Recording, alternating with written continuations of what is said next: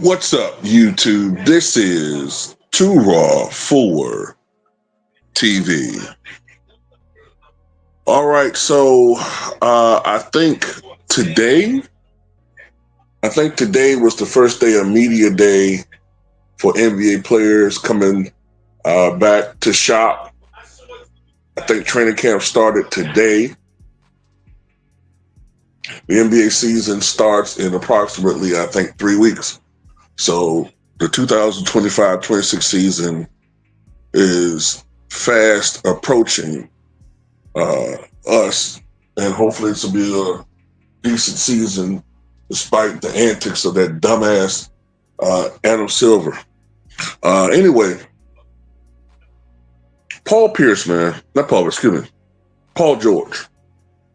Paul George, this is a very delusional individual. I get that he's going to say something positive after the travesty that we saw last year, where they went, 24 and 58?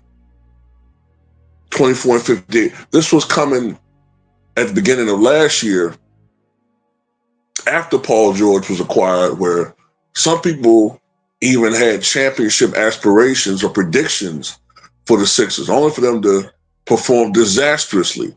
Joel Embiid was MIA for most of the year. There are so many bad things about Joel Embiid's work ethic and his attitude, and him getting into almost a fisticuffs with a reporter at the beginning of the last year, if I'm not mistaken. And Paul George, of course, this motherfucker did more podcast episodes than he had field goals made. You know, he didn't really show any real, true competitive,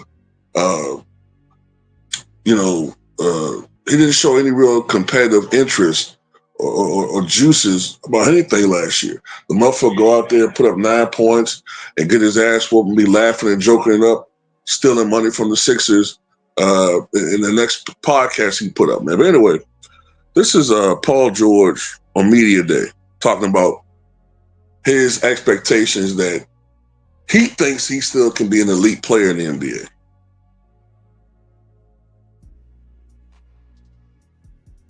Last year you came, basically the idea was to be, I think it was fair to say, sort of the final piece on a championship contender. Mm-hmm. You're talking about the role here, sort of, I guess, do you see your role more as veteran mentor is kind of what it sounds like, as opposed to that? Is there a way to do both? I guess, how are you kind of approaching the season? I think it's everything. Again, getting healthy. The Paul George that the 76ers went out and signed. I do think I still got a lot of game in me. Playing at a high level, like that's still who I am. I got to get healthy to get to that point, but I won't be, I don't think, a part of camp going into it, but I do have a voice in being a part of the team to help the young guys and kind of touch that point early on into the season to start out. So I guess to your question is being both. I plan on being both.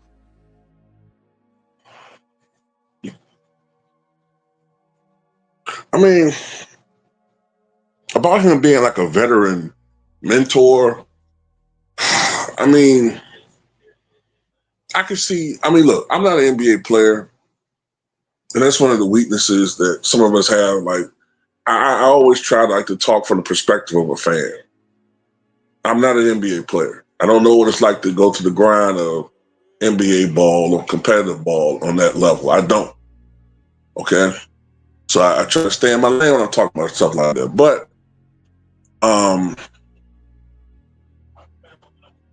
as a veteran, I guess he could mentor players as far as how to deal with the media, how to deal with certain off the court stressors and temptations, and how to deal with these different situations. I get all that, but he can't. I put it like this. If I'm an up and coming NBA player, especially a guy that has star potential, right? I'm just saying, man. If you're Paul George, you know, Paul George just don't have that type of pedigree to me, man. I'm just sorry. Like, yeah, he had some nice games against LeBron James 10, 12 years ago. He did. Okay. But as far as his NBA legacy, people get on Tracy McGrady, right? People get on Tracy McGrady. But what about Paul George, bro? I mean, this dude is a perennial choke artist. And Tracy had a much more consistent regular season career than this guy. The last time I saw Paul George, in my opinion, play at an elite level that he's talking about trying to get back to was when he was playing with the Thunder back in 2018-19. That's the last time he was elite. When I think of elite, when I hear the term elite, I think of like a top 10 type player. Do anybody really fucking honestly believe that Paul George is going to become a top 10 player this season, even if he gets quote unquote healthy, which ain't going to happen? Paul George is the type of dude now at this stage of his career. What is he, like 35? Paul George is the type of dude that's probably going to get you about 15 points a night. On a good night, he might get you 20, right? Right? But in today's NBA, for a guy that's a starter, supposed like he is, for a guy making $50-something million a year, you're making elite money, but you're putting up mid numbers. And the thing about Paul George is that not only is he wildly inconsistent, but he has the more annoying tendency to not show up against the better teams. That's what really irks you as a basketball fan, is when I'm being told constantly how great somebody is, but when I'm watching them, whenever they go up against the better teams, they fold. I mean, do we remember the brick shot of the ages that he chucked up? I think it was during the bubble. Wasn't it during the bubble when there was no crowd, no stress? Like as far as being on the road or you know what I'm saying? No distractions as far as in your field of vision or fans. Wasn't that during the bubble when he chucked up that fucking brick air ball to hit the side of the backboard?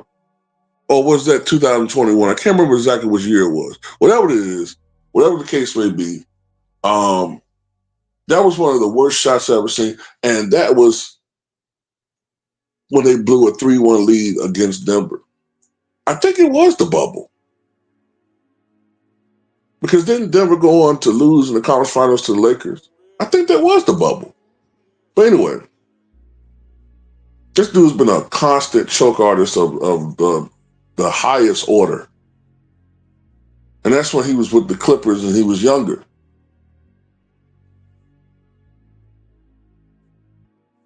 This is going to be another disastrous season for the Sixers. I don't know if it's going to be as bad as last year, but they don't know when fucking Joel Embiid is coming back. If you think you can rely on Paul George, you're out your damn mind. Anyway, that's all I got to say about it. Tell me what you guys think.